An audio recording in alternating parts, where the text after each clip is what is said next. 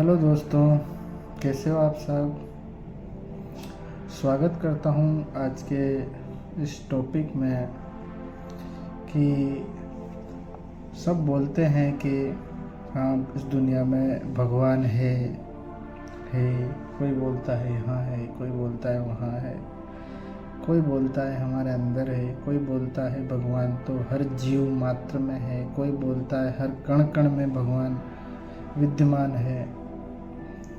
मैंने एक social media पे ही एक चीज़ पढ़ी तो मेरे को बहुत अच्छी लगी, तो मन किया कि आपके साथ भी शेयर करूं उस बात को।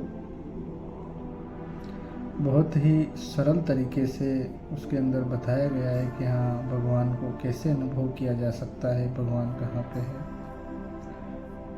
मैंने भी उस चीज़ को पढ़ा तो मैं बहुत प्रभावित हुआ उस चीज़ से। तो सबसे पहले उस चीज़ को समझने के लिए हमको देखना होगा कि उसके अंदर मेन चीज़ बताई गई है कि वर्तमान में जीना ही भगवान है। अब वर्तमान में कैसे जिया जाए, वर्तमान में जीना संभव है या नहीं, ये भी हमको देखना होगा। तो वर्तमान में जीने के लिए हर चीज़ जो है प्रेजेंट में होनी चाहिए, वर्तमान में होनी चाहिए। जैसे मैं किसी से बात कर रहा हूँ, आप किसी से बात कर रहे हैं, आप किसी चीज़ को देख रहे हैं, तो क्या वह वर्तमान है या नहीं। तो देखा जाए तो कोई भी चीज़ वर्तमान नहीं है, क्योंकि जब मैं किसी चीज़ को देख रहा हूँ तो हम जब किसी को चीज़ को देखना चाहते हैं तो कोई लाइट उस ऑब्जेक्ट से रिफ्लेक्ट होके हमारी आंखों में जाती है, तो ही हम चीज़ को देख सकते हैं। तो वो रिफ्लेक्ट होके जा रही है, इसका मतलब वो पास्ट हो गई। मैं किसी चीज़ को सुन रहा हूँ तो कोई बोल रहा है तो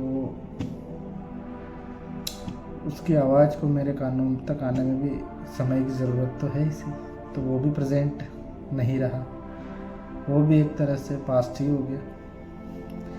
तो वर्तमान में कैसे जिया जा सकता है। तो वर्तमान में जीने के लिए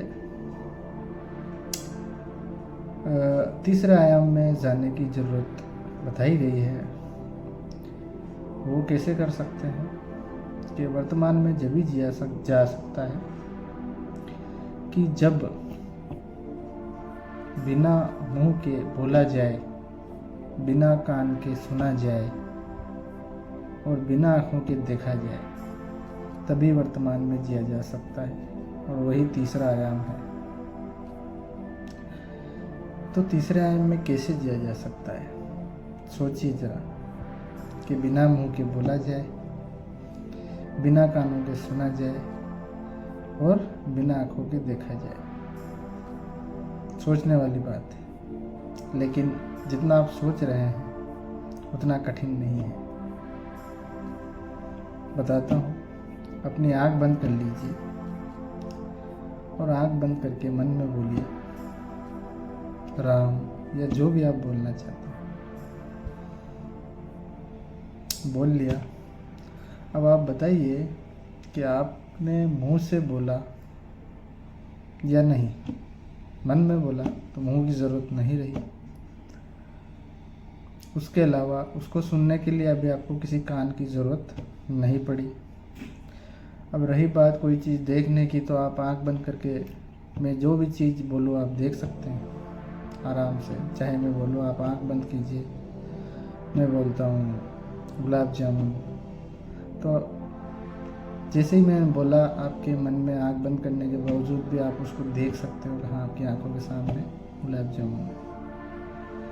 तो यही वो तीसरा आयाम है जहाँ बिना मुंह के बोला जा सकता है, बिना कानों के सुना जा सकता है और बिना आँखों के देखा जा सकता है। अब ये बताइए कि आप जो स्वयं है, आपको हर चीज़ बोलने के लिए आपके मुंह की ज़रूरत है, सुनने के लिए कानों की ज़रूरत है, देखने के लिए आँखों की ज़रूरत है। तो वो आपके अंदर तीसरा कौन है जो बिना मुंह के बोल रहा है, बिना कानों के सुन रहा है और बिना आँखों के देख रहा है। क्या वह आप हैं या कोई और? सोचने वाली बात है, क्योंकि हम बोलते हैं कि हाँ मन में बोल रहे, लेकिन मन जैसी कोई चीज़ हमारे शरीर में विद्यमान नहीं है। तो कहा गया है कि वो कोई नहीं है। आपके अंदर जो बिना मुँह के बोल रहा है, सुन रहा है, देख रहा है, बोलने वाला भी वही है और सुनने वाला भी वही है। वो कौन है? वही ईश्वर है, वही परमात्मा है। इसीलिए कहा गया है कि उसको बाहर ढूंढने की ज़रूरत नहीं है, वो आपके अंदर ही विद्यमान है।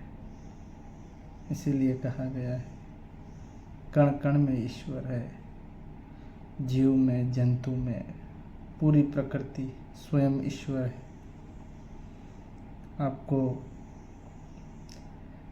ये जो टॉपिक है, ये जो वीडियो कैसा है, मेरे को कमेंट करके ज़रूर बताइएगा। धन्यवाद।